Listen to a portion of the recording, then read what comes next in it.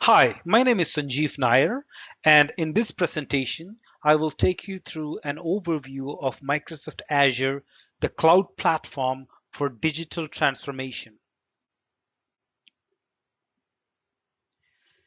Technology is omnipresent. It's shaping how business plan for innovation and growth within their markets. The importance of digital transformation is urgent. Since 2000, 52% of Fortune 500 companies have gone through a digital disruption. We see companies responding by creating digital strategies across four key areas: engaging their customers, empowering their employees, optimizing their operations, and transforming their products. Everyone is aware of how important this is. Look at a company like Uber, for example. They've created a digital model for the taxi industry that has allowed them to surpass every other taxi company by double or more, recently valued at a $65.5 billion. They've created a significant shift in the industry that has been largely untouched for decades. Why is this transformation important? Let's take a look at the next few years before us. In 2020, 1 million new devices are expected to come online every hour. The connectivity between people and data is creating billions of new relationships that are driven not only by data, by algorithms that keep customers engaged and buying. In 2020, the average age of an S&P 500 corporation is expected to be 12 years old, compared that to the S&P 500 in 1960 when the average age was 60 years old. The 81% data point comes from a survey we commissioned through a third party. The data is amongst orgs that are using or considering to use hybrid cloud. 81% are actually using it already, with 19% considering in the next 12 months. For digital transformation, mobility is the universal catalyst and cloud is the great enabler. How are you planning for your digital transformation? Do you have the right people and the right technology in place to build your digital vision? How can you use technology to shape your future? Microsoft Azure is a cloud platform for digital transformation across your business. Our strategy to this end is to provide a platform of technologies that, one, accelerates app innovation through rapid app development and agility in the cloud. Two, it delivers an integrated data and intelligence platform with data for rich insights to intelligence embedded within apps. It is open and hybrid, where you can use the tools and technologies you already have and want to use. It is trusted to protect your business assets. As more customers expect digital experiences, they expect the data they share within an organization to be protected. We help you do that. Let's discuss these areas in more detail. First is trust. Trust is a topic we don't take lightly. With Azure as well as the broader Microsoft cloud, we safeguard the data and assets in the cloud with security, compliance, and privacy, as well as the transparency which is required. The first aspect of protecting your business is thinking about how we detect and mitigate threats. For instance, in Azure, we have something called Azure Security Center, which helps you prevent, detect, and respond to threats with increased visibility and control over the security of all your Azure resources. Secondly, you can achieve global scale in local regions. You can extend your global reach with the cloud service that offers more countries and regions than any other provider. Azure runs on a worldwide network of Microsoft managed data centers across 38 regions. For instance, Microsoft is the first to bring the sovereign cloud to Germany and China. Lastly, from a trust perspective, Microsoft Cloud is the most trusted and compliant cloud. We offer the most comprehensive compliance coverage. With 50 compliance offerings, Azure has been recognized as the most trusted cloud for US government institutions, including a FedRAMP high authorization that covers several Azure services. Security is built into the service we provide to our customers and embedded within our development process, infrastructure, operations, and compliance. Assume a breach is an example of operational innovation for security for securing your business. This is unique to Microsoft and is a key operational practice that is used to harden its cloud services. Here's how it works. We have a red team that simulates real-world attacks at the network, platform, and application layers. And then we have a blue team that detects, protects against, and recovers from these attacks. It's important that we identify and eject attackers, limiting what access an attacker would have if various layers were breached. We do this through techniques like segregation of duties and how quickly we can restore the environment in the event of a breach.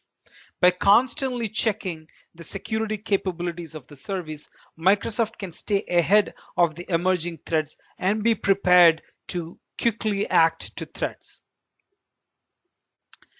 We provide services to empower you to protect your assets.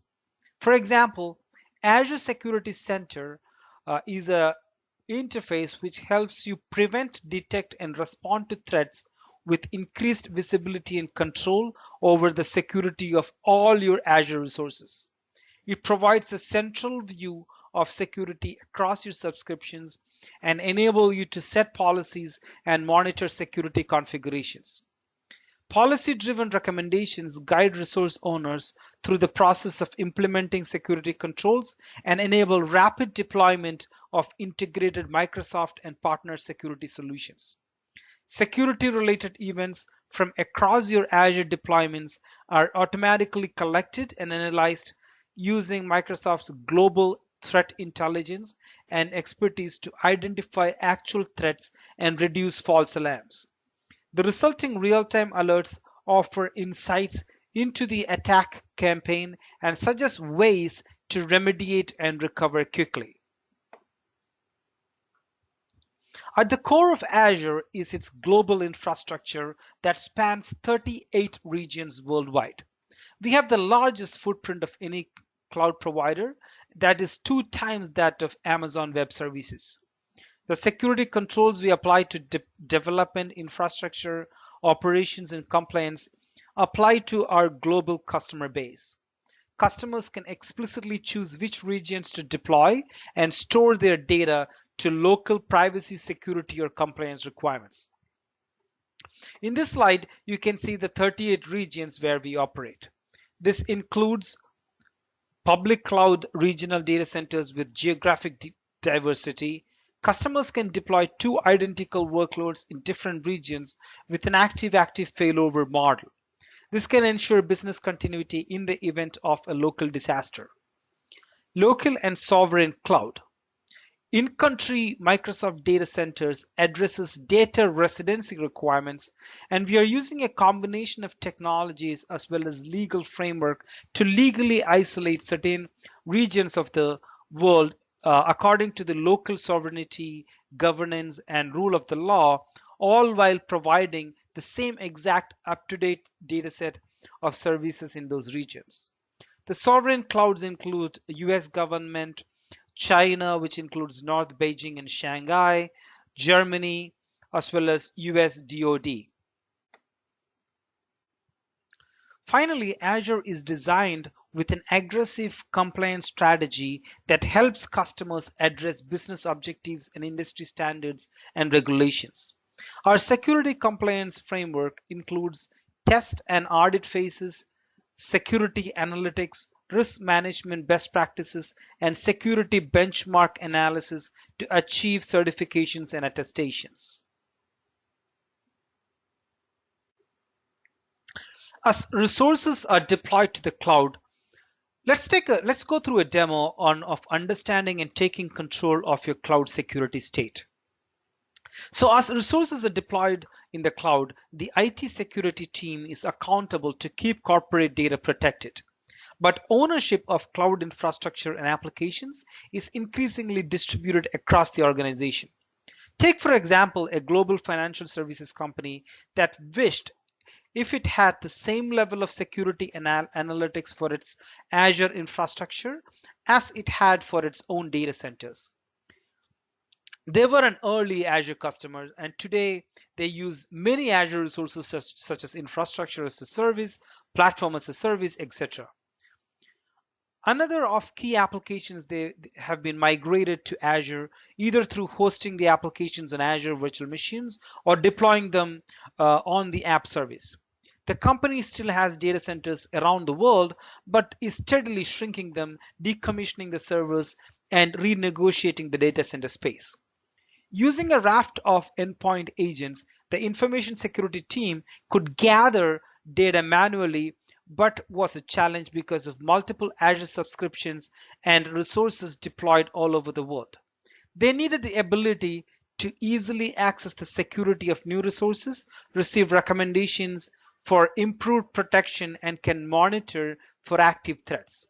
Now let's look at how this financial services team can use Azure Security Center to secure and monitor their assets in Azure data centers around the world.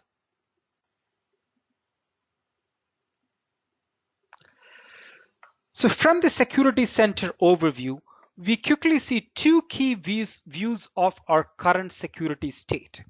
At the top, you have the prevention section, where we will find information about our security vulnerabilities and recommendations for improving our security posture. For example, in the resource security health, we can see at a glance that there are issues with the configuration of our virtual machines. We'll take a closer look at these issues in a moment. Below, in the detection section, we have a view of the security alerts impacting our subscription, including those detected by Security Center as well as connected partner solutions. Let's take a closer look at the security health of our virtual machines. On the virtual machine blade, we are presented with more specific information about the security state of our VMs. For example, we can see that several VMs do not have endpoint detection software installed. In addition to making it easy to enable endpoint detection protection on these VMs, we also have the benefit of seeing the alerts from the solution we deployed through Security Center. So let's click on the endpoint detection not installed. Clicking on endpoint detection not installed produces a list of specific VMs which lack this important protection. We can then select all of some of these VMs and provision the solution of your choice. So let me go ahead and click on install on 8 VMs.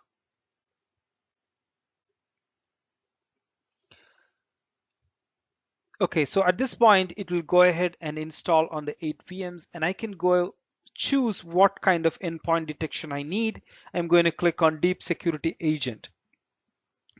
And at this point, it shows me what the Deep Security Agent is and what it provides.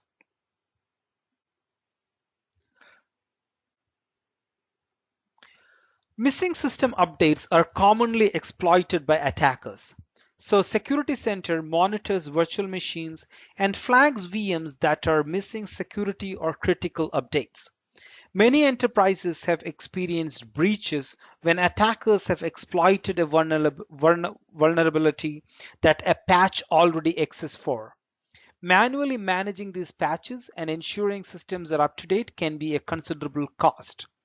By clicking in, we can see a list of VMs with missing updates and a specific updates. So let me click on the specific VM.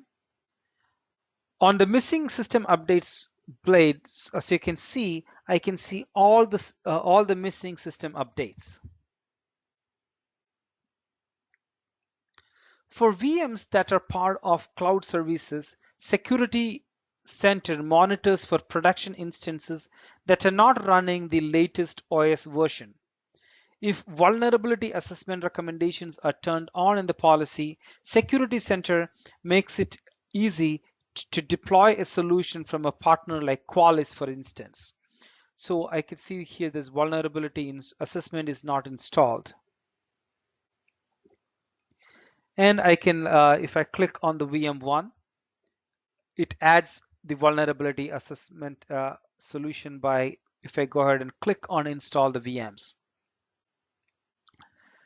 So we can select to use an existing Qualys deployment or create a new one.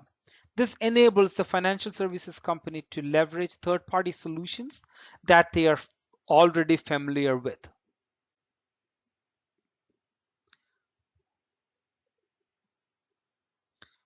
We can see the findings from Qualys scans here as well. So we have one view of all security issues and vulnerabilities.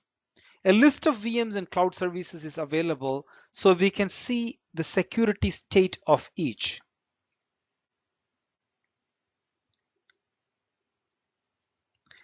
So let me click on the VM here. When we click in, additional detail including the last time the VM was scanned for missing updates and baseline configurations, what endpoint detection protection solution is deployed, and a list of all security recommendations for this VM is displayed. We can also see information about the security state of our virtual networks. Let me go ahead and click networking.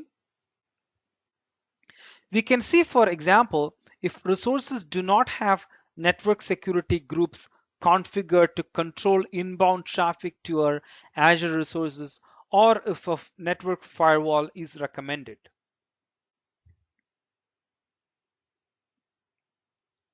A list of internet-facing endpoints help us identify resources that are exposed to the internet.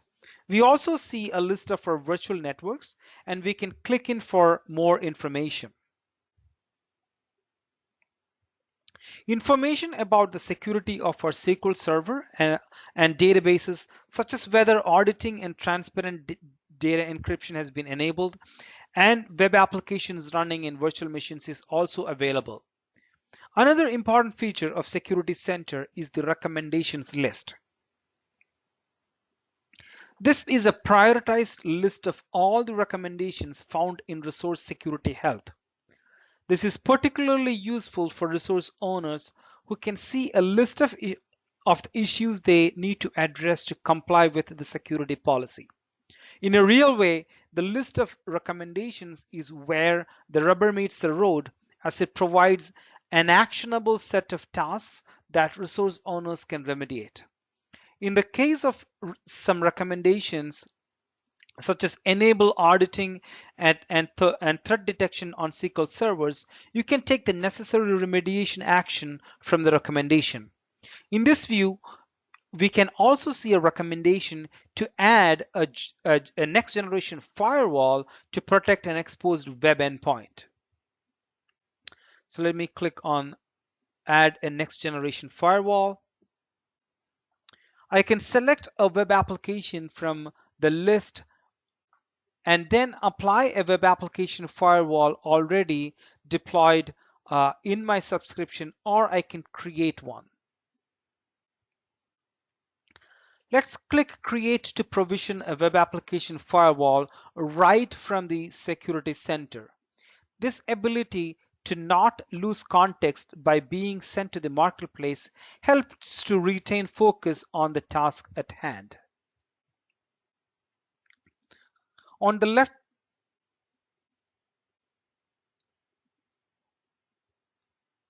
so far we have taken a brief look at the Azure Security Center's features that allow you to gain visibility into the cloud security posture or define your own policies and to address vulnerabilities. These capabilities are available as a benefit of using Azure, and there's no additional cost. Unfortunately, even with the best security in place, attackers will continue to innovate, targeting organizations with increasingly sophisticated attacks. So Azure Security Center monitors the environment and alerts you with the threats that are detected. We can see these alerts in the detection section of the Security Center. By continuously collecting, analyzing, and fusing log data from Azure resources, the network and partner solutions like anti-malware and firewalls, Security Center can identify attacks that might otherwise go undetected. Detections from partner solutions are available at no cost. Other detections are available with the standard tier. Alerts are prioritized by severity, so you know where to focus first. However, we can choose which column to order by clicking on the column title. Azure Security Center recently released a preview of security incidents, which uses analytics to connect the dots between distinct security alerts. The resulting security incident provides a single view of the attack campaign so you can quickly understand what actions the attacker took. We are adding more advanced analytics, so soon we will be able to see all the different resources that were impacted in one incident as well.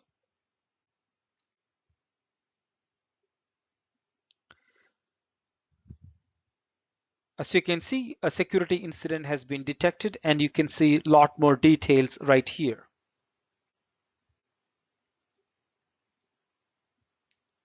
Here we see an attempted RDP brute force attack on VM1.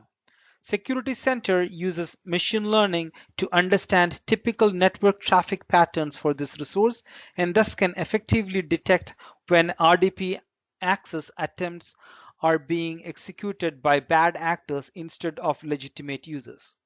You will see that this alert is marked low severity because while it is a real attack, the bad actor failed to connect to the target VM.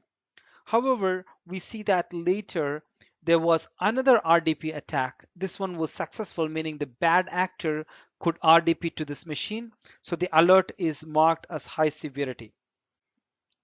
If we look at this incident, we see more malicious activities on the same VM, which was detected using behavioral analysis of data from the VM security logs. We see that an unusual number of distinct domain accounts are being queried within a short period. This is a common tactic employed to facilitate lateral movement within a compromised environment.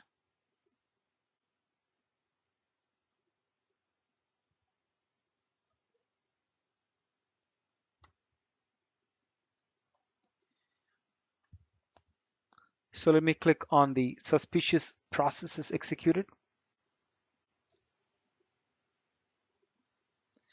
You can also see the execution of known hacker tool, which is in this case called Mimikatz.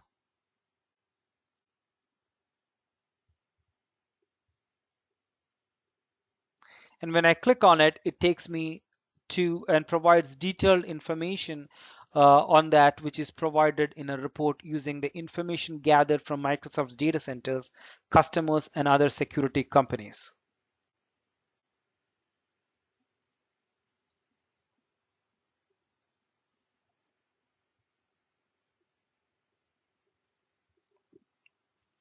The event details provide more information on the threat, including the remediation steps required to recover and mitigate the threat.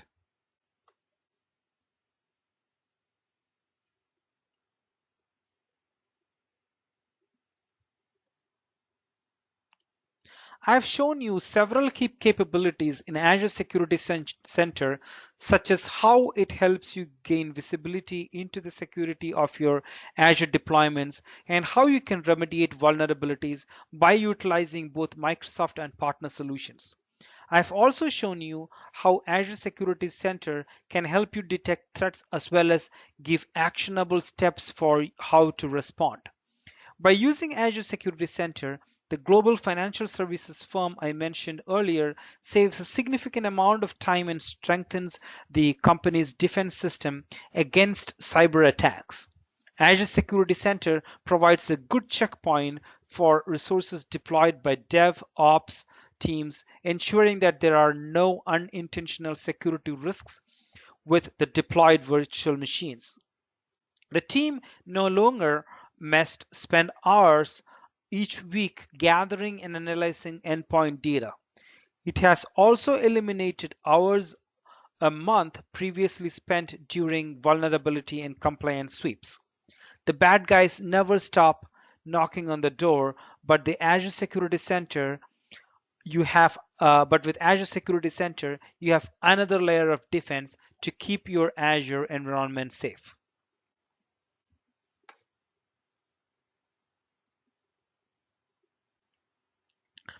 Another demo I would like to take you through is identity and access management for the cloud.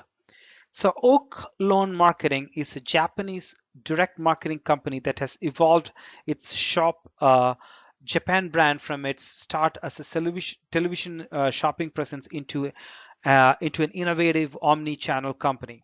The company's vision is to enrich customers' life cycles by making every day a fun-filling shopping experience for them. To support its business growth, Oak Loan Marketing needed to adapt to an increasingly mobile workforce while protecting against the security vulnerabilities that come with allowing employees flexibility in what devices they use and where they access the corporate data. As Oaklawn Marketing works to support growth and changing market needs, it is tackling the challenges of accommodating increasingly mobile work styles. Moving its IT infrastructure from an on-premises to a software as a service environment was an important step to this effort, but it brought an increased security risk. The company had recently moved to Office 365 from an on-premises system, and this transition increased its awareness of security vulnerabilities and the need to implement a stronger network security. However, it quickly became apparent that their current solution did not provide important cloud-aware functions that the company needed, such as intrusion detection and identity protection, and it added significantly to the operational burden and cost. These issues added up to an opportunity to begin a fundamental review of their access management system.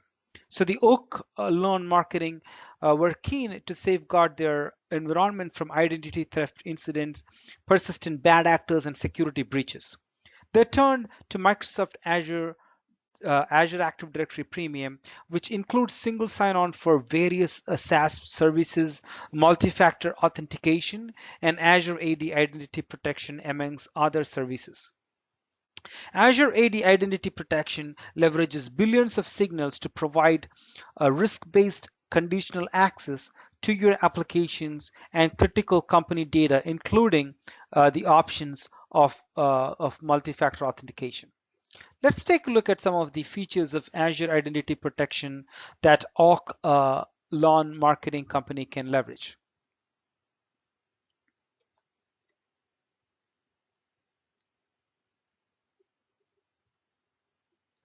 Okay, let me click on more services here. So let's open up Azure AD Identity Protection. The first thing we are going to configure is Azure Multi-Factor Authentication, or MFA. This is a method of verifying who you are that requires the use of more than just a username and password, such as a call or a text message to a mobile phone. Essentially, it provides a second layer of security to user sign-in and transactions. So we are going to configure that registering we're going to configure registering for multi-factor authentication is required for members of a finance security group. This means that when a user in that group next authenticates, they will be prompted to provide their mobile phone for all of their MFA transactions. So let me click on individuals and groups, select the users, and I'm going to click search for a group, and I'm going to click on this finance group here, and I'm done. So now you could enforce all authentications to use an MFA, but that would impede usability. Instead, Azure AD Information Protection allows you to require MFA to take action when a given risk level is determined. So let's select control here, and let me select the multi-factor authentication, and then I'm going to click the enforce policy on and click save. Now let's configure the user risk policy.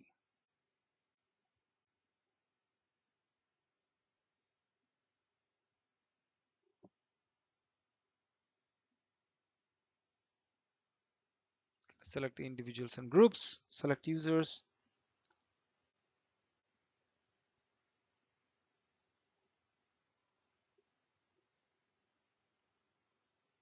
Okay, now I'm going to select conditions, and I'm going to select a risk level. So when a user is identified as being at a certain risk level, low, medium, or high, we can choose the response at authentication time. The risk level for a user is determined by the rules that identity protection applies to signals it watches for, such as leaked credentials or sign-in anomalies. Again, we are going to apply this just to the finance group for now, and we are going to require action for a high-risk user.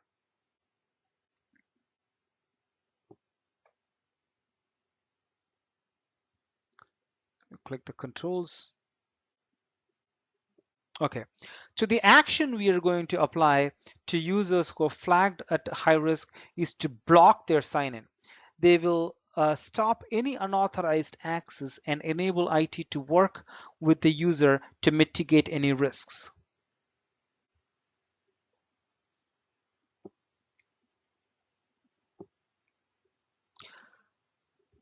So let me go ahead and click the sign-in risk policy here.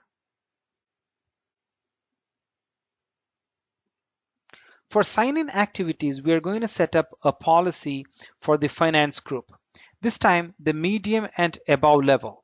This will take effect when the risk events such as signing in from anonymous IP addresses or impossible travel scenarios occur. Impossible travel is when a user signs in from two separate locations within a time period that would be physically that would not be physically possible. It's a good indicator of compromised credentials or inappropriate sharing of credentials.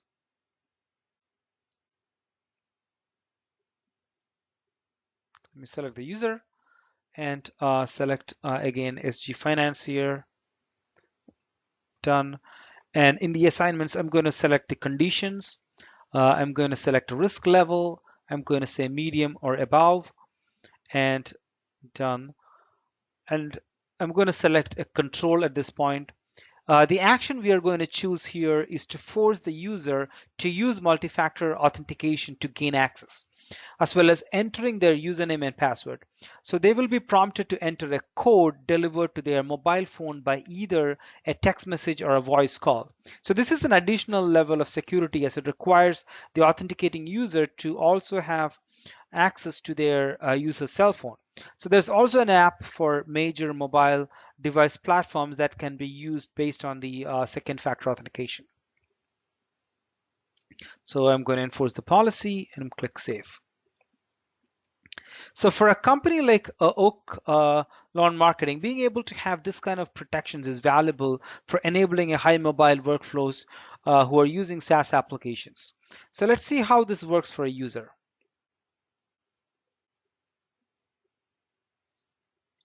So we're going to sign into Office 365 as Megan B, who is a member of the finance team. Notice the email address we are going to use here is Azure Active Directory address, something like onmicrosoft.com.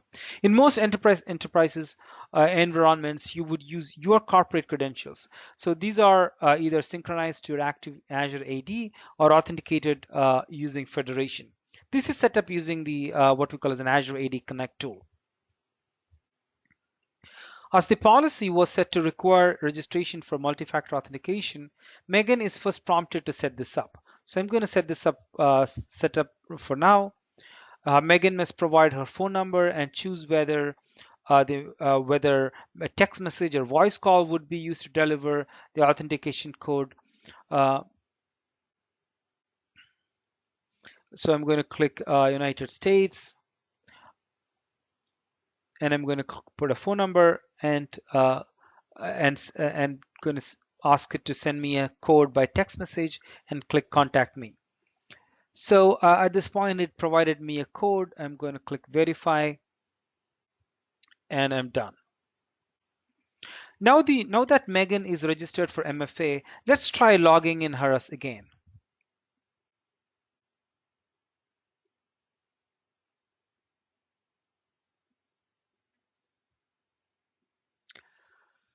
So I opened up Microsoft Edge in private window and I'm going to go to my portal and I'm putting the Megan's user ID and password. Click sign in. As this is a perfectly normal sign in, we see that Megan gets access to Office 365 without getting prompted for MFA. This is not a high risk sign in event. Let's switch over to other browser. This is a browser that routes traffic through several anonymous IP nodes around the world. This approach is often used by hackers who are intending to cover their tracks by infiltrating the enterprise.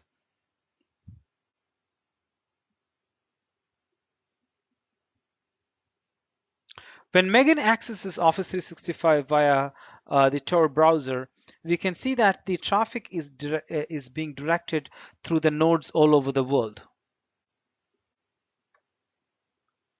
So when we sign in now, Azure Active Directory determines that this is coming from an anonymous IP address, which it flags as medium risk event. And due to the policy we've configured, either Megan gets prompted for multi-factor authentication.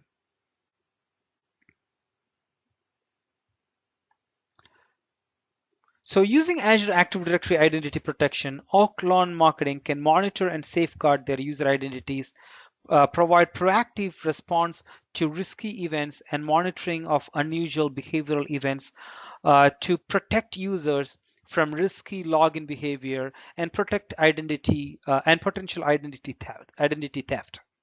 Azure Active Directory Identity Protection is a security service that provides a consolidated view into risk events and potential vulnerabilities affecting your organization's identities. Microsoft has been securing cloud-based identities for over a decade. And with Azure AD Identity Protection, Microsoft is making these same protection systems available to enterprise customers. Identity protection leverages existing Azure AD's anomaly detection capabilities and introduces new risk event types that can detect anomalies in real time. Azure Active Directory Identity Protection is just one part of the rich identity and security features provided by Azure Active Directory Premium.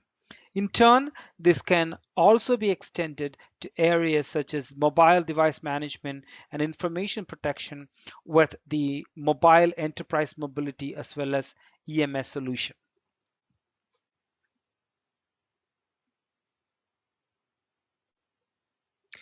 So far, we looked at the first pillar within Microsoft Azure, which is around trust. So we talked about how Microsoft Azure can be used to protect your business assets from its trust perspective. Now, next, let's take a look at how Azure is both open as well as flexible, and you can use the tools and technologies to install it both on premises and cloud uh, And you can use the technologies which you already have, such as open source technologies as well, or any technology of your choice. With Azure, we strive to meet customers where they are, what they have today. And we do this in three ways. A, by building and running open source solutions. B, by providing consistent identity apps, data, and management. And C, by helping deploy to the cloud and to on-premises using our hybrid platform. Let's take a look at the first pillar where we talk about how we can build and run open source solutions. We are heavily invested in open source technologies and partnerships as evidenced on this slide. Nearly 1 in 3 Azure virtual machines are now running Linux, and we support Linux as a first class citizen. Why is this important to Microsoft? Because it's in the best interest of our customers. In fact, over 40% of CIOs are using open source as their primary strategy heading into 2017. We support our customers' computing wherever it is and whatever it is. Finally, we contribute to the open source community as well as build some of our services on open source technology like HD Insight and Azure Container Service. This also helps us to scale our customers' needs as we rapidly release solutions. Azure is a first-class citizen for Linux and open source technologies with a growing list of open source OSS solutions. In the marketplace, you have Linux extensions and Azure services like HD Insight running on Linux. But what about customer support on Azure? For example, let's say if you're having trouble with Core OS on Azure VM or experiencing a performance problem with your MySQL application on Azure after verifying that Azure application platform was not an issue, what would you do? You would typically assume that you would need to direct that work to Linux or OSS providers to find a solution. Not really. Microsoft actually offers support for or a limited support for a major set of Linux distribution and third-party open source technologies for Azure. For instance, the Linux support includes Ubuntu, CentOS, Oracle Linux or SUSE, and Core OS, as well as languages such as PHP, Java, Python, MySQL, web application servers like Apache Tomcat and WordPress. All of them are supported.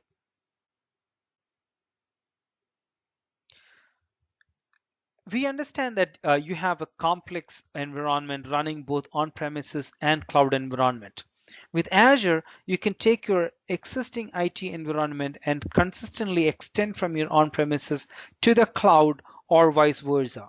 Azure offers hybrid consistency everywhere in application deployment, management, and security, identity management, and across the data platform. Azure's true hybrid capabilities give you the flexibility to go to the cloud on your terms.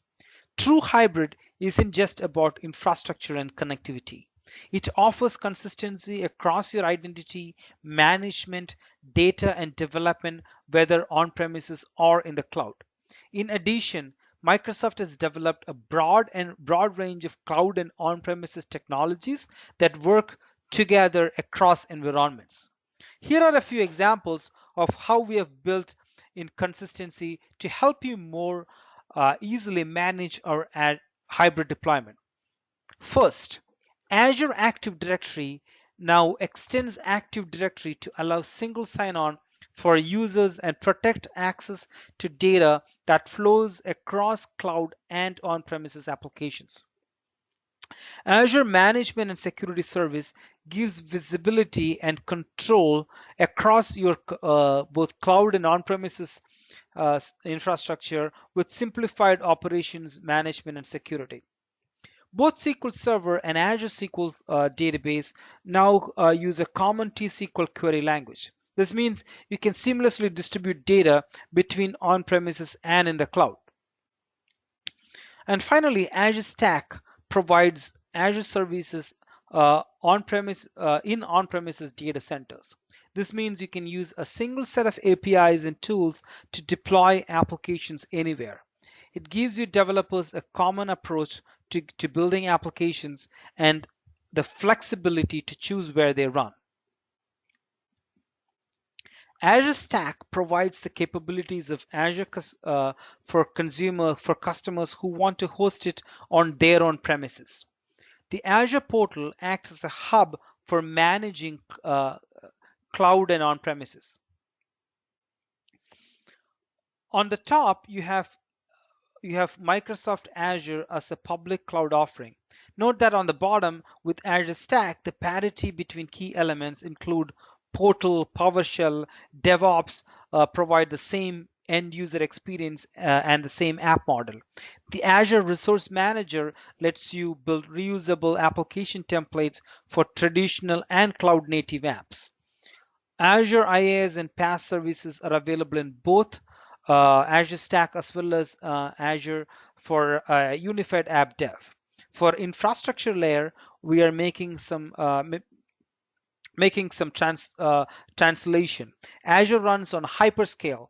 Each scale unit is about 20 racks, while you folks, likely run on lesser footprint. So we're doing a lot of work to make Azure fit into your environment. This provides some key benefits across roles. So application developers can maximize the productivity using write once deploy to Azure or Azure Stack approach. Using APIs, they are using APIs which are identical to Microsoft Azure. They can create applications based on open source .NET technology. They can easily run on premises or in the public cloud. They can also leverage the rich Azure ecosystem to jumpstart their Azure Stack development efforts. IT professionals can help transform on-premises data center resources into Azure consistent IaaS and PaaS services, thereby maximizing agility and efficiency. End users can quickly provision services using the same self-service experience as Azure. IT gets to use the same automation tools as Azure to control the service delivery experience. Business leaders can truly take advantage of cloud on your terms.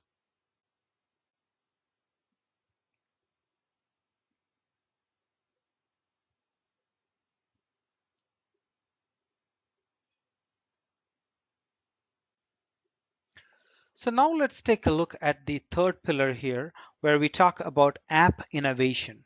So Azure accelerates app innovation through rapid app deployment, development, and agility in the cloud. So with Azure, we are providing the building blocks to help you take full advantage of the cloud across existing teams and skill sets. We provide the platform services for rapid application development, deployment, and management. Let's look at some examples of how we are delivering on our platform strategy.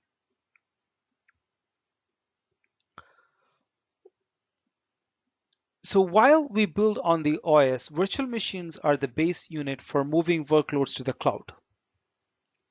So VMs are valuable for use cases where you're simply lifting and shifting an existing workload to the cloud, and you always want to maintain the same topology. So VMs are great, but managing a lot of them individually can be hard. That's where VM scale set comes in. The goal here is to enable management of the VMs as a group and make it easy to scale them in out based on demand. VM scale sets provide high performance computing of 1000 plus VMs. It can do auto configuration at scale and can be auto scaled based on schedule and resource activities. You can easily update VM scale sets at scale by a simple portal integration. So the next level when it comes to building applications is using Azure Container Service. So running alongside the excitement of containers uh, has been an excitement around container orchestration. So In the next level of our stack is Azure Container Service. The core job of the orchestrator or the container orchestrator is to take your containers and deploy them with a pool of compute infrastructure and then monitor their health and resource usage as they run, restarting or load balancing them as required. So popular open source orchestrators such as DCOS, Swarm, Kubernetes, they are all supported. So DCOS is developed by Mesosphere and is based on the Apache's Meso scheduler, whereas Swarm is built by Docker Incorporated. And we support all three. So what is the role of ACS related to the orchestrators? So well, historically, they've been a pretty big pain to set this up since each act as each has a set of specific dependencies and expects a particular topology, including the deployment of a master node alongside a set of workers. ACS provides an easy way to configure an Azure environment that covers all of that and creates an environment that incorporates a number of best practices. One important thing to note here is that everything is open source.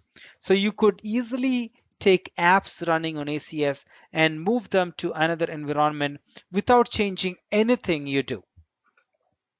The next level is Azure Batch as well as the Service Fabric.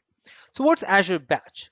So with a little bit of context on VM scale sets, let's start slowly moving up the stack. So while you can use virtual machine scale sets directly, we expect that most customers will interact with them through a higher level of abstraction. And one of those abstractions is an Azure Batch, which enables highly parallelized job processing.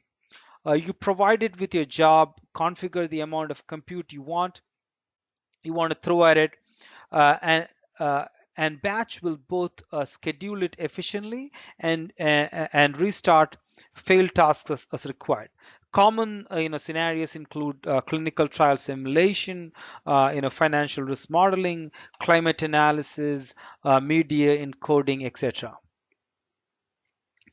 So lastly, we also wanted to touch on Service Fabric. Service Fabric is a platform that developers and ISVs can use to build and manage custom microservice-based applications at cloud scale and with 24/7 availability.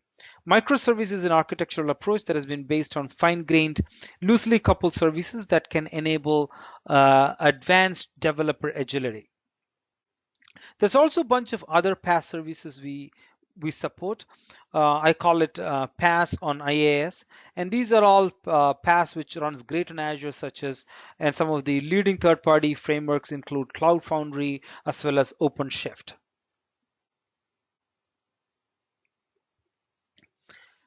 Now the next level of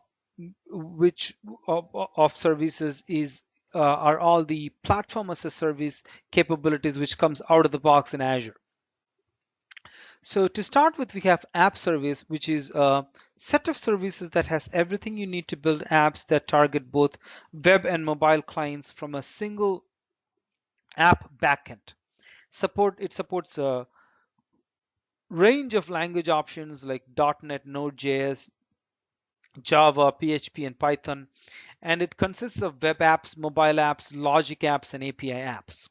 And then you have functions which provide serverless compute for event-driven solutions that extends the existing Azure application platform with capabilities to implement code triggered by events occurring in other Azure services, SaaS products like, let's say Office 365 or Salesforce, as well as on-premise systems. Cloud services was the original Microsoft platform, which is a platform as a service, which was launched in 2010, which is inspired by the needs of developers. Cloud services enabled them to easily deploy .NET applications, taking advantage of the cloud infrastructure like virtual machines and virtual networks without having to manage the lower level details and configuration of Windows Server and underlying infrastructure. We're going to still support cloud services, but we're not going to make much additions to the cloud services. So all these PaaS services which runs great on Azure, um, uh, and then we also have another set of tools which is meant for non-developers, such as there's something called Power Apps, Flow, and Power BI also fits in the fits in the whole bucket of non-developer productivity. Coupled with the cloud speed and agility, you need insights and actions to quickly monitor, iterate, and manage your systems. Azure Services, Dev Tools, and hybrid capabilities provide you the ability to track a 360-degree health of your system. So to begin with, we have Azure Portal. When you sign up for Azure, you get the ability to build dashboards that includes monitoring metrics and individual resources, topology views, and more. This is something each users can personally configure. When building applications, many groups leverage application insights for monitoring within DevOps processes. Application Insights integrates with the Azure portal to view metrics directly from applications as well as application dependencies. Finally, on the right, you have Operations Management Suite, which pulls together cloud, on-premises, and multi-cloud into one view for management as well as security across Azure, not just Azure, but also across AWS, Windows Server, Linux, VMware, OpenStack, etc. So remember our earlier statistic that by 2020, the number of mobile devices coming online will reach 1 million per hour. Mobile development continued to be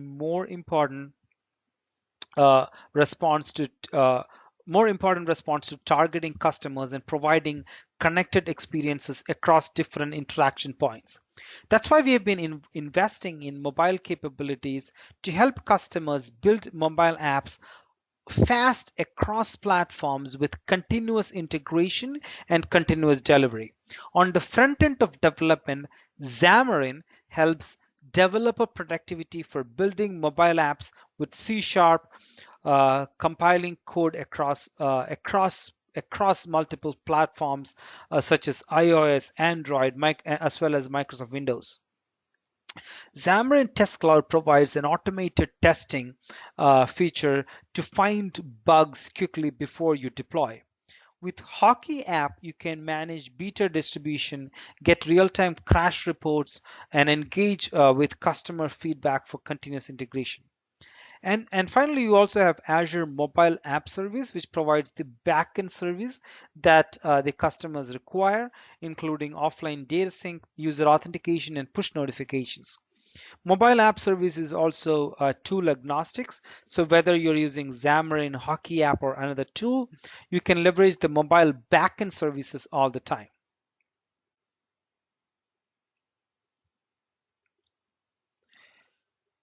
Let's take a demo on some of this app innovation capabilities.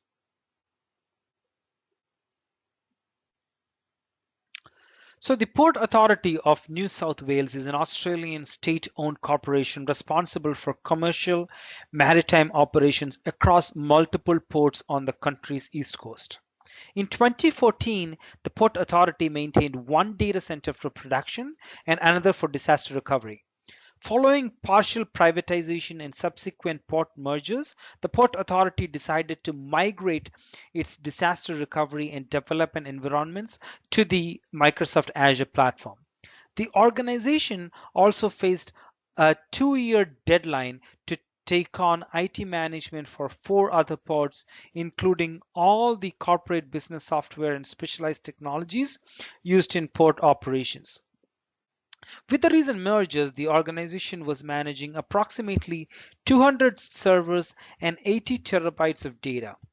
And on top of that, the Port Authority needed to migrate 3 domains to a newly formed central domain that would include all users and applications.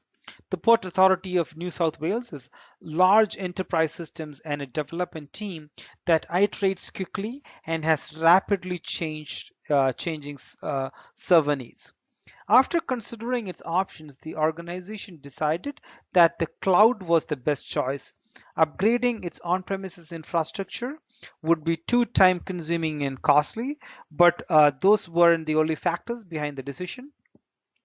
The first step to the road to migrating services to the cloud was to move key application servers and development environments to virtual machines hosted in Azure Infrastructure as a Service. So whether you are a developer working in DevOps in a big enterprise or a small independent company, Microsoft Azure is a hybrid cloud that will hugely pretty much that will handle pretty much any workload you can throw at it. Azure can provide the flexibility and an open platform to meet all of these needs. So I'm going to give you a quick taste of what you can do with virtual machines in Azure. Now here's a web-based web-based Azure portal. So let's create a virtual machine. So I'm going to click on the virtual machines here.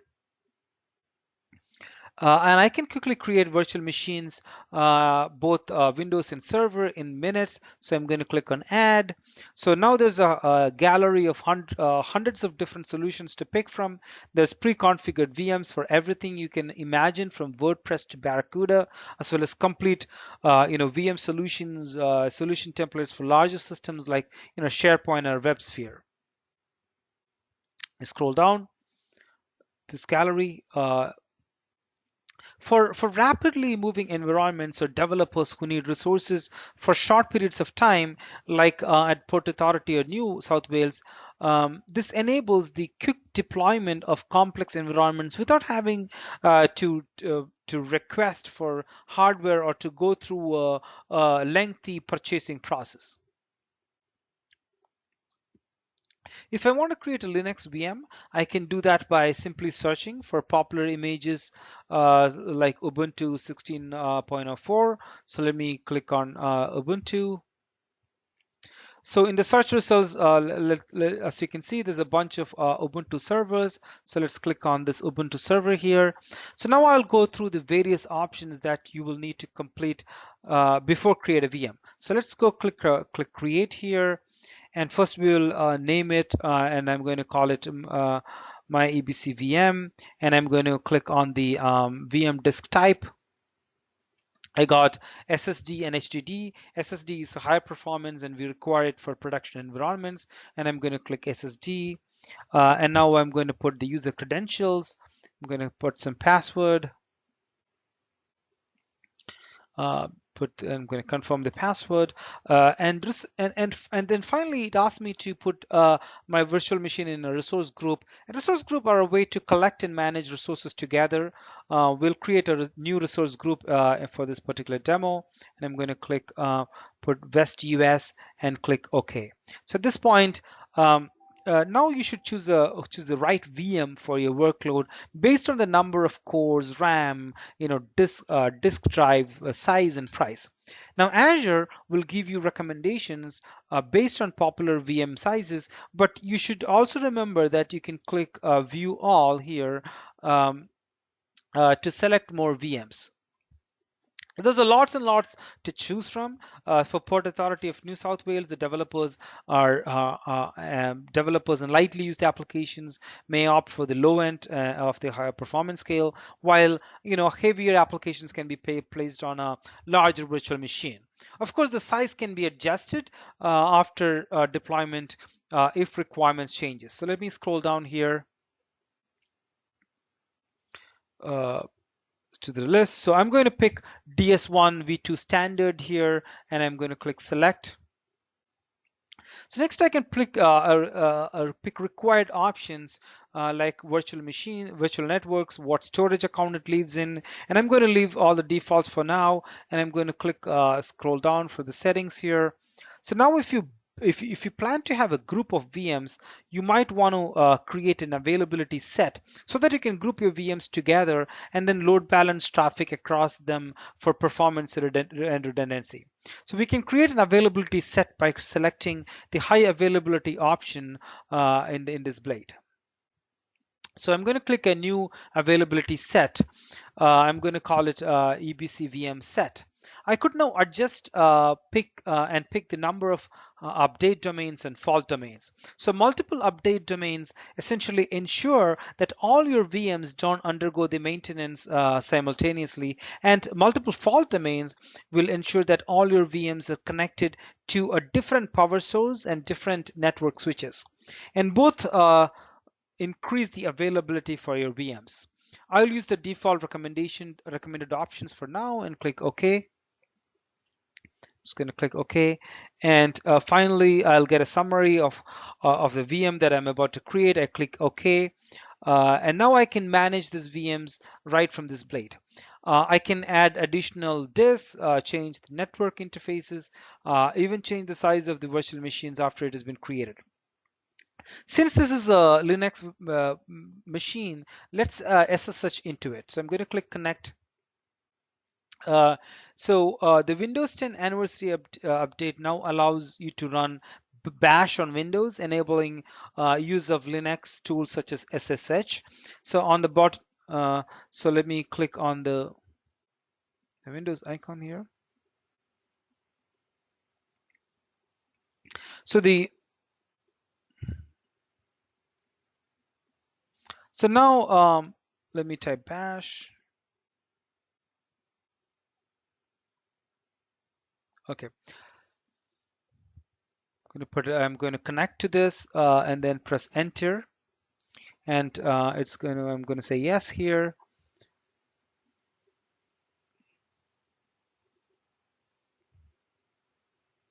I'm going to press top. And there we go. Now I'm running the Linux command top while SSH connected to my Ubuntu virtual machine running in Azure. So the port authority has set up development and test environments in Azure and created self-service portal for developers to manage Azure virtual machines. As a result, the organization is realizing cost efficiencies while gaining a more flexible, scalable infrastructure. The authority is looking forward to a more agile environment capable of providing better services to a mobile workforce of marine pilots and other personnel. The organization plans to move all appropriate production services environments to Azure within 18 months. By moving to the cloud, Port Authority can take on current and future challenges very easily.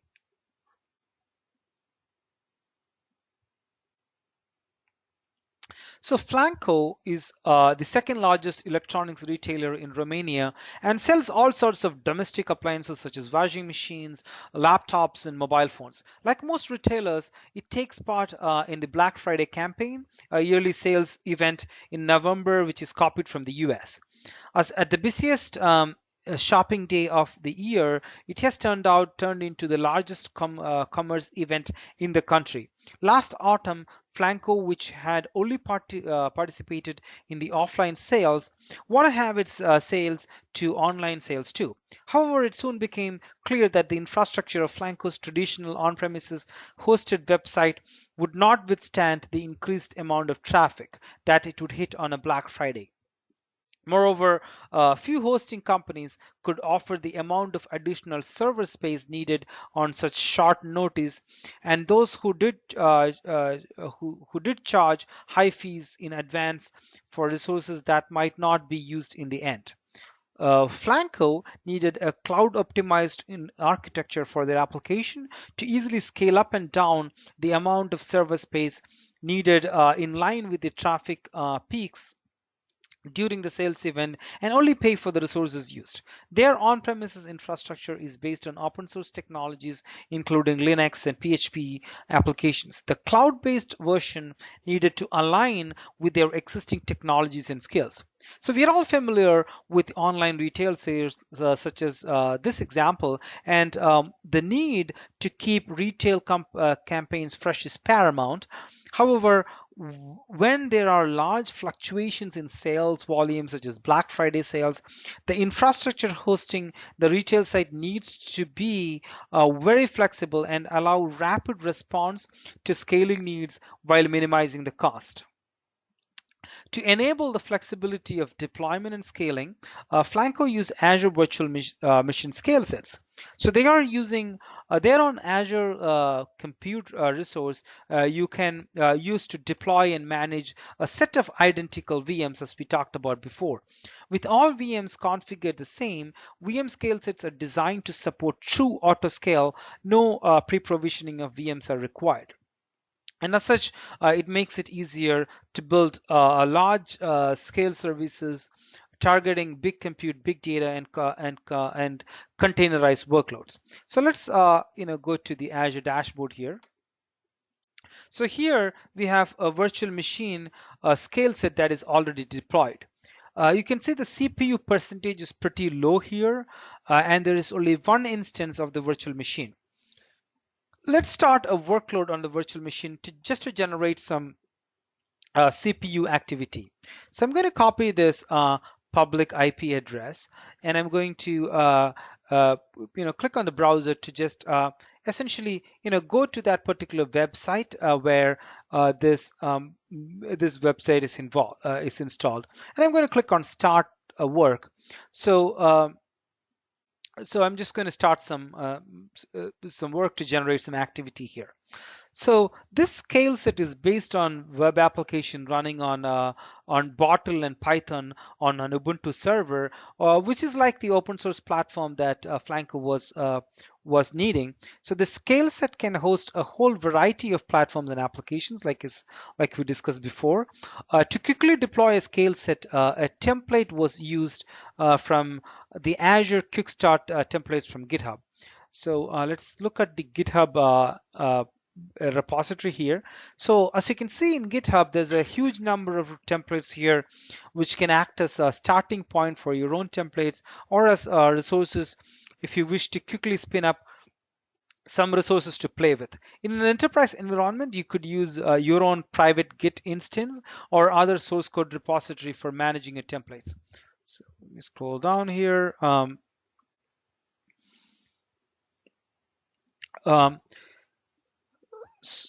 Right. So let me take a look at, here's the template which I used to deploy the virtual machine scale set, which I just showed you before. So let me click on this uh, template here. So most of the configuration information for this template are in a JSON file called Azure deploy.json. So if you look inside the file, you can see there's a various configuration options, including the rules that are to be applied to auto scale for the auto scale capability. Here you can see that the scale set will scale out when the CPU percentage is over 60 percentage, and it will reduce the instance when the overall CPU percentage has been below 30 percentage for 5 minutes. So let's go back. So this is so let's say if I want to deploy this particular template to Azure, all I need to do is click deploy to Azure and I can start deploying this. In the Azure portal at this point I'm prompted for a bunch of required information. So I'm going to put a group, VMS's name, the instance count, and I go down. I just need to agree on some terms and conditions, and I can click purchase, and there you go. I can go ahead and deploy this scale set. So this is how I essentially deployed the scale sets. So let me click on the scale set again. All right, so earlier, so I went ahead and started some processes within this VM scale set, and as you can see, the process has started and the CPU percentage has increased.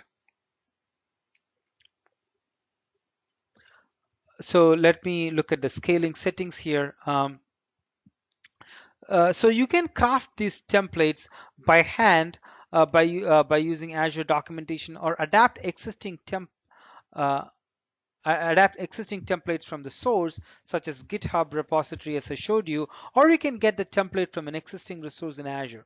So let's click on the automation script and take a look at the uh, look at it. So this is useful when you want to manually set up the resource and test it and then capture the template for inclusion in your own repository. So here you can see the JSON template format. But Azure also provides the templates if you wish to deploy using PowerShell scripting or the code or the code for embedding in a .NET or Ruby application. This is great for an environment where deployment of the templates might be driven by automation of a self-service capability. So let me click on PowerShell here, .NET, Ruby.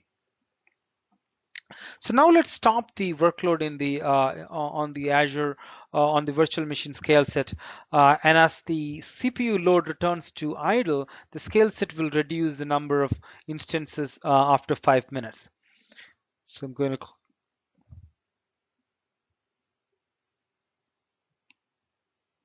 okay, let's go back to the uh, resource template. Click on the overview here. As you can see, the number of instances has increased. So over here you can see 2 instances, right? So that became automatically because the CPU percentage has increased. And if you look at the activity log, the auto scaling activity is also logged here. So in the details we can see exactly what the scaling options was. All right, so in the early morning of Black Friday, with hardly any downtime at all, Flanco's cloud-based scalability infrastructures smoothly adjusted the traffic that it's fluctuated during the event. So when the traffic peaked, they had 1,700 users and could manage 4,000 orders per hour. In total, they had 22,000 orders during the event. And Flanco was the only electronic retailer that used a cloud-based website during the event, being able to quickly upscale or downscale as the number of customers changed, and only pay for the resources used gave them a huge competitive advantage. And using the cloud-based infrastructure also meant a cost reduction of 80% compared to using traditional infrastructure. So they could easily implement this on Azure using virtual machine scale sets to automate the increase or decrease in capacity while still leveraging the on-premise open source skills and existing application code.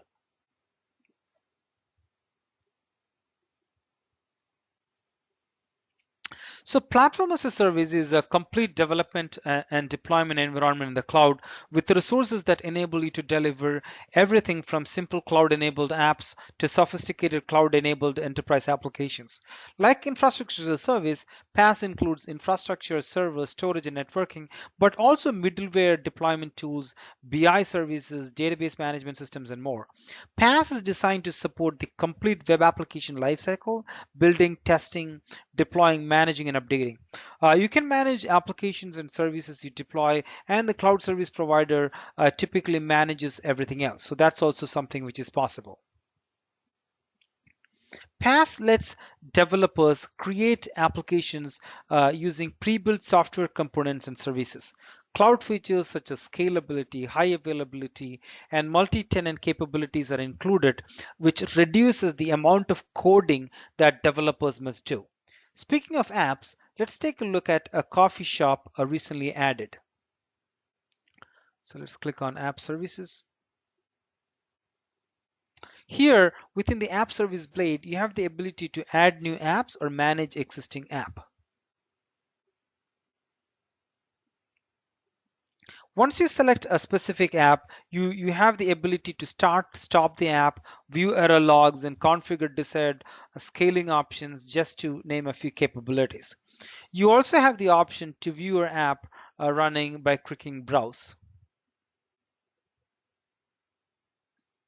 Now we have accessed the app. Let's just do a little bit of exploring to get a feel for the app. By the look of it, this looks like a basic coffee shop retail app. Why don't we use Azure Media Services to add some content to this app to give it a little bit more appeal?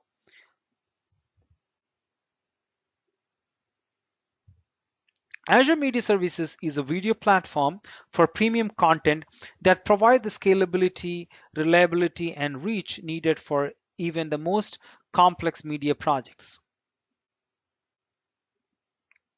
It leverages Microsoft's multi-billion-dollar investments in cloud computing, as well as years of expertise gained from running some of the largest cloud services on the planet.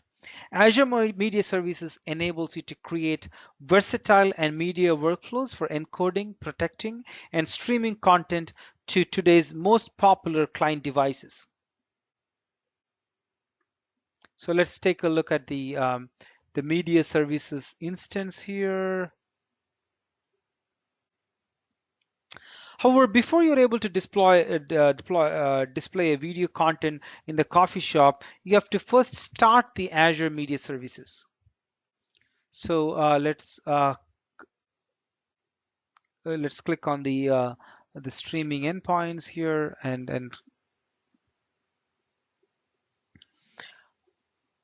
let me click on the default row here, and I'm going to click Start. Yes. So let me close this. So now that Azure Media Services has been enabled, you would need to acquire the video embed code and inject it into the app's source code.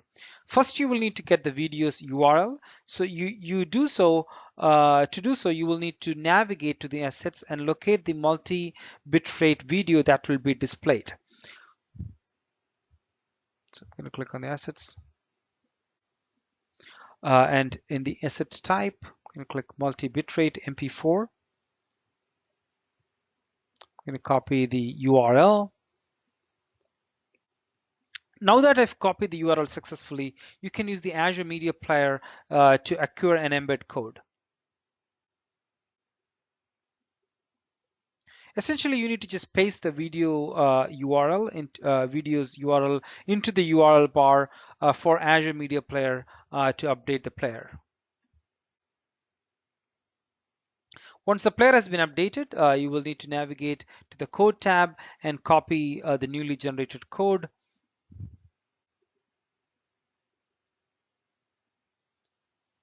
From here, you will need to copy and paste this embed code into the web app's source code.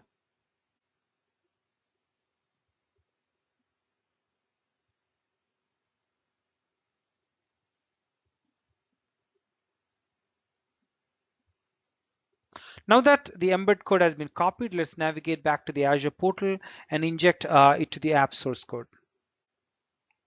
To access the app source code, you will need to navigate back to the coffee shop under app services.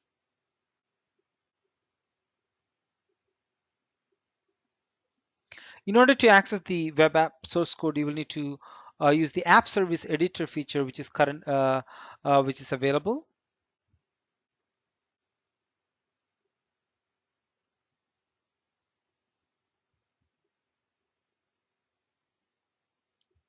So under the development tools, I got the app service editor, and I'm going to click go. In order to integrate the video into the web app's about page, you will need to paste the embed code in the about.jsp located in the root folder. So I'm going to click on www.root, about.jsp. Once you locate about coffee shop section located on in line 29 here, you can paste the embed code before that line so that it automatically saved and deployed to your application.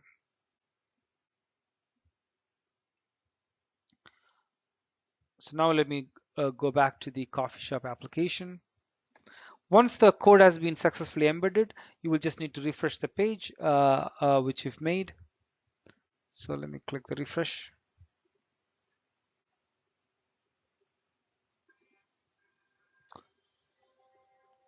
So you have the ability to click on the video to pause if needed. However, uh, pausing the video is not necessary to.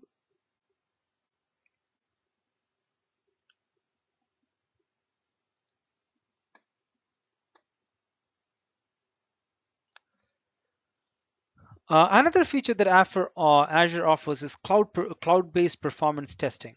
In the Coffee Shop app navigation bar, let's click on the performance test. I'm going to click new. So you have the ability to start a performance test at any time. So the logs generated can provide you the needed data that can help you determine if there's an increase in resources is needed. So let me run a test. As you can see, the performance test is skewed and needs time in order to complete. However, we do have a couple of previously ran performance tests we can review. So let me click on the one which is completed.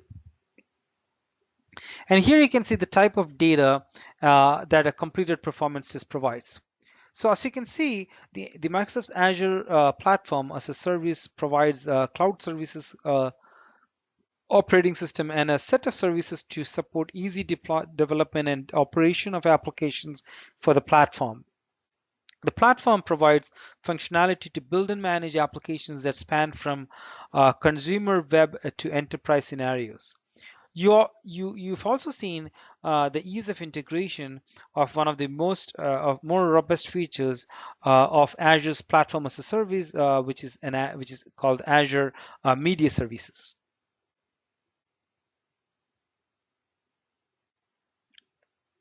Now let's take a look at the last pillar, which is data-driven intelligence. So this pillar enables you to deliver integrated data and intelligence, data for rich insights to intelligence embedded within the apps. Digital transformation cannot happen without data. You need the right data to deliver new insights as well as to inform whether or not your digital vision is paying back on its investment. Intelligent services on Azure provide the processes and connections to create experiences that meet the demand of mobile customers. Let's take a look at some of the key benefits of Azure data and intelligence. Data is exploding. You have traditional data sources like ERP and CRM. You also have web data, web logs, mobility, targeted advertising, search data, and finally you have big data, data from devices, sensors, social media, content, and marketplaces. How do you use this to your advantage? Consider professional sports. Real Madrid takes their customer data in legacy systems, combines it with social data and mobile app data, mobile usage data to better understand customers and target for specific marketing incentives. Using Azure Data Factory, which extracts, loads, and transforms the data and uses HD Insight for querying. The data is then pushed to Azure SQL database and consumed by Excel and Power BI. This is true backend power, supporting any data with any query to front-end insights using natural language Q&A to query that's directly impacting the revenue model for Real Madrid. Once you understand the data you have, you need the potential outcomes you may drive. You can apply intelligence and with machine learning. Machine learning refers to computing systems that become smarter with experience. Experience in this case is past data plus human input. Demand forecasting is an example. Demand forecasting, for example, can apply to predicting how much inventory is needed when a person is likely to go to the hospital.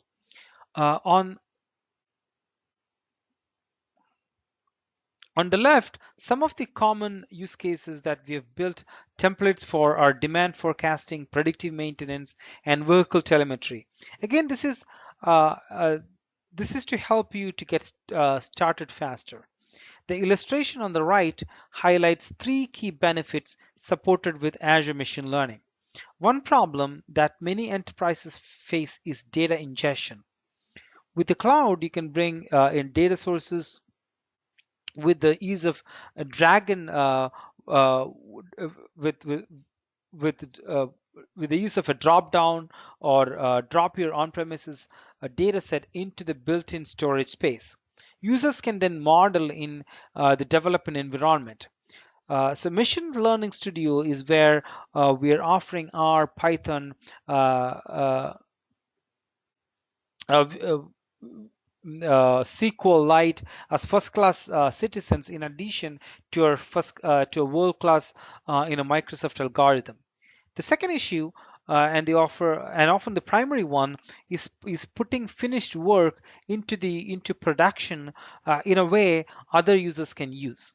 We've heard from many data scientists that they model in R on a Linux stacks, and then they have to hand over their work to developers who then need to translate into other language to make it work. This is time consuming and unnecessary processes the, uh, that could be eliminated with our system. As the model is with a click transformed into a web service endpoint that can run over any data anywhere and connect to any solution or client.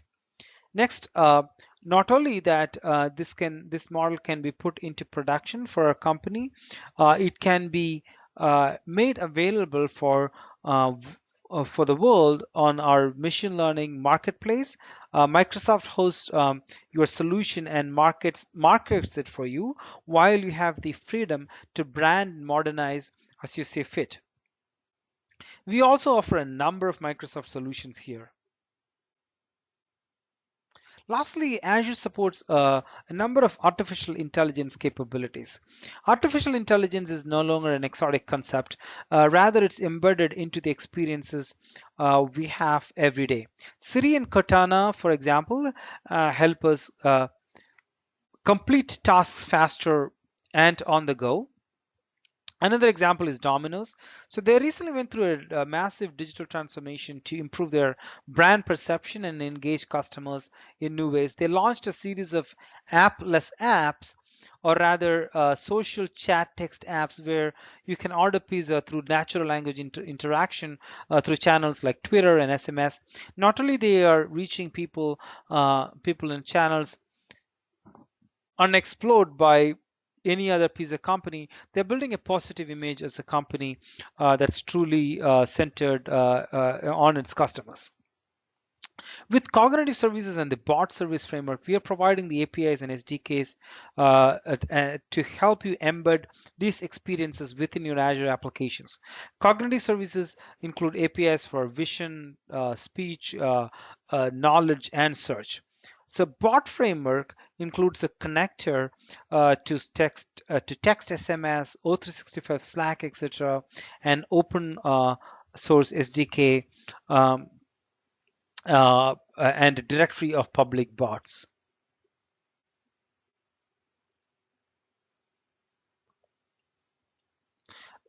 Lastly, Azure supports a number of artificial intelligence capabilities. Artificial intelligence is no longer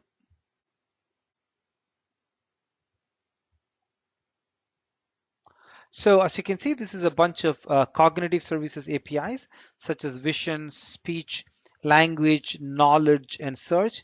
They're all supported in Azure.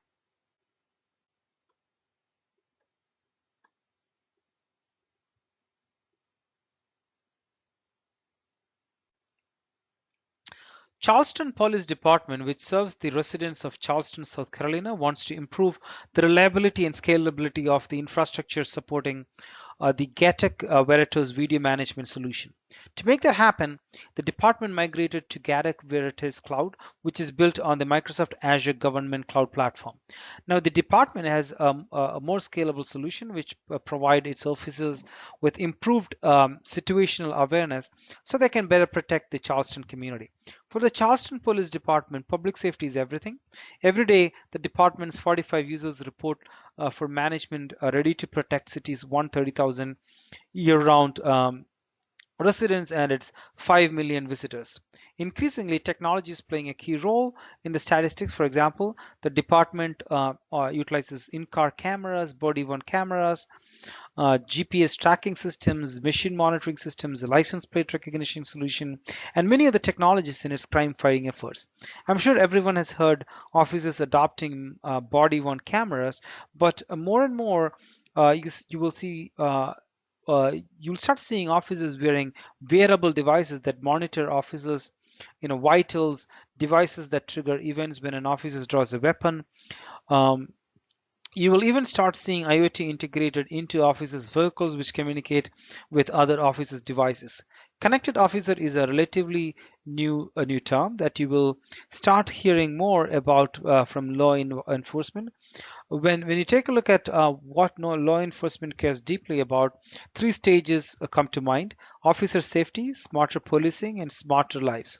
Law enforcement is starting to realize that they can accomplish this through connected officer approach.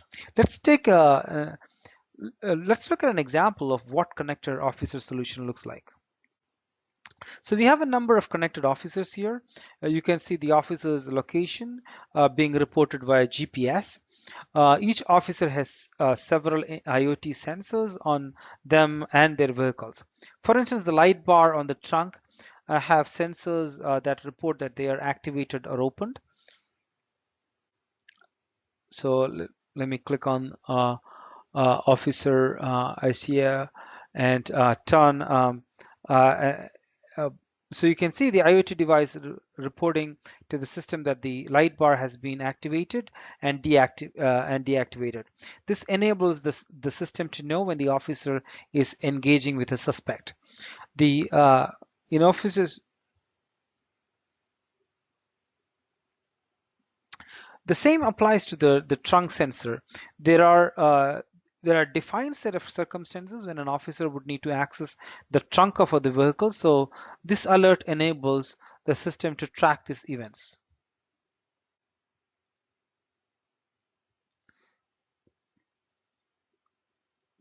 Particularly critical events are when an officer draws a weapon or turns on their body worn camera.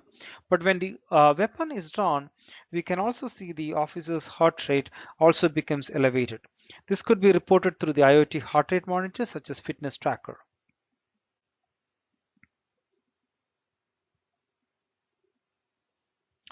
Uh,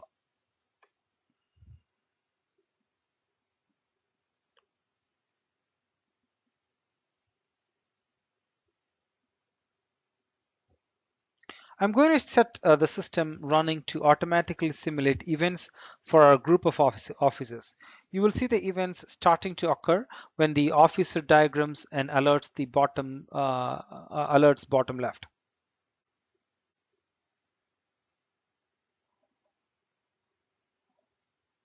Let's look at how the system is activated.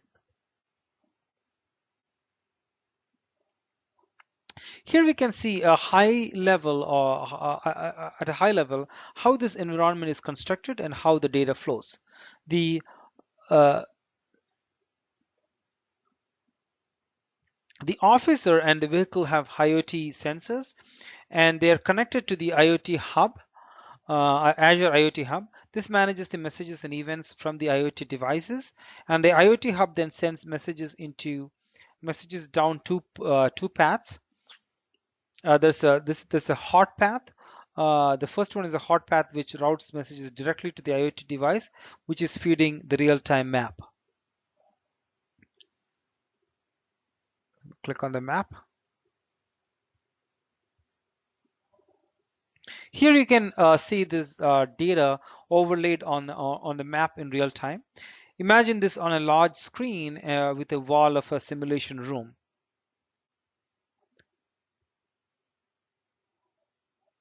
The officer path for this data is via Azure Stream Analytics into the SQL database. This acts as the long-term repository for incoming data. From there, auditing and analysis can be carried out.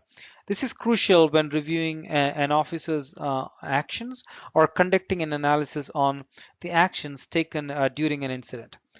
For this demo, we have a simple Power BI dashboard as an example for you to quickly generate visualizations and interactive dashboards. Let's take a look at the resources in Azure, which is powering the demo.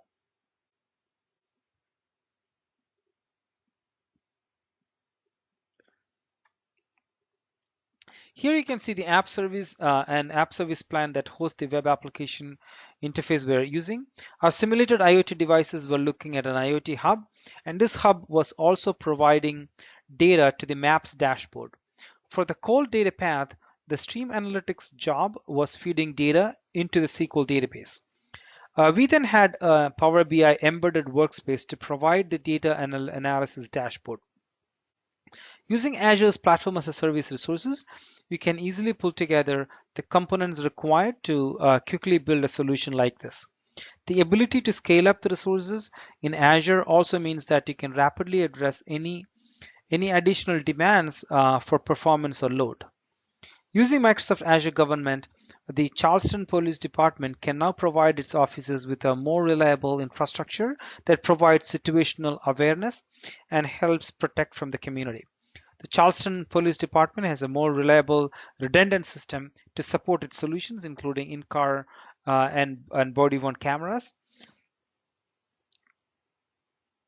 As, so taking advantage of the massively scaled Azure government architecture, the Charleston Police Department can now easily support its fast video growth as well.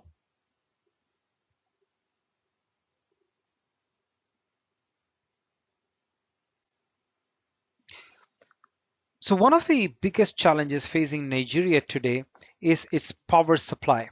To give you some context, the population of Nigeria is roughly 177 million people. Um, Only half have access to electricity, and the current infrastructure only produces 2,800 megawatts of electricity. That's the equivalent of the amount used in a small city in the developing world. To survive, many use private diesel generators, which account for two-thirds of the country's electricity. Even those fortunate enough to have electricity face chronic outages. A doctor just 20 miles outside the capital city received an energy bill for 4 months while only receiving electricity for once. Let's think about that for a minute. 3 months out of four with no electricity. Imagine not being able to store life saving pharmaceuticals or perform critical procedures on patients because of something so simple as the lack of electricity. In fact, 60% of health clinics lack reliable electricity. A further 65% of primary schools have no electricity at all. Seeking to balance access to electricity with sustainability, Schneider Electric wanted to find a more efficient way to monitor and manage remote equipments. This would transform the lives and opportunities of millions of people in Nigeria by providing reliable, sustainable, and affordable energy. What if sensors could be leveraged to monitor the remote equipment, reporting back to a centralized repository where the data could be monitored and intelligence applied to spot trends and predict maintenance needs? The answer to Schneider Electric's requirement was to build a connected solar solution using the Microsoft Cloud. Today, Schneider Electric is supplying electricity to 200 schools and health clinics. Many of these locations are extremely remote and have never had electricity. They are equipped with solar panels, battery bunks, and connected inverters that provide a continuous supply of electricity. Proactive remote monitoring and device management is critical. Monitoring is done through global infrastructure dashboard. Here we see the most important KPIs across the entire region, monitoring the overall health and platform of our infrastructure. Alerts are escalated and sorted by severity for our attention.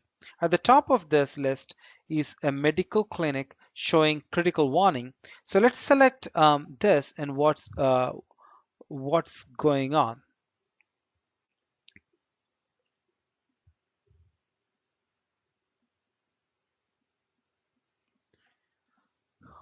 At the site level, we can see the schematics of the facility.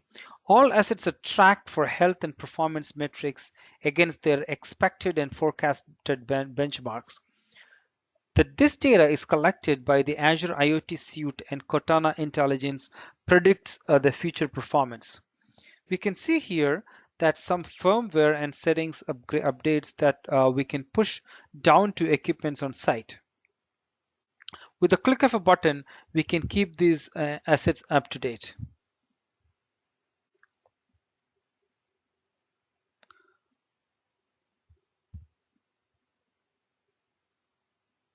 So let's install an update. Okay, let's install the update here. So thanks to the device management capabilities of Azure IoT Suite, we no longer need to send technicians to these remote sites. The dashboard makes it immediately obvious that there are critical issues with the batteries and the solar panels. The forecast analysis shows that the current trend could lead to potential outages, putting patients at risk. Let's take a closer look at these alerts.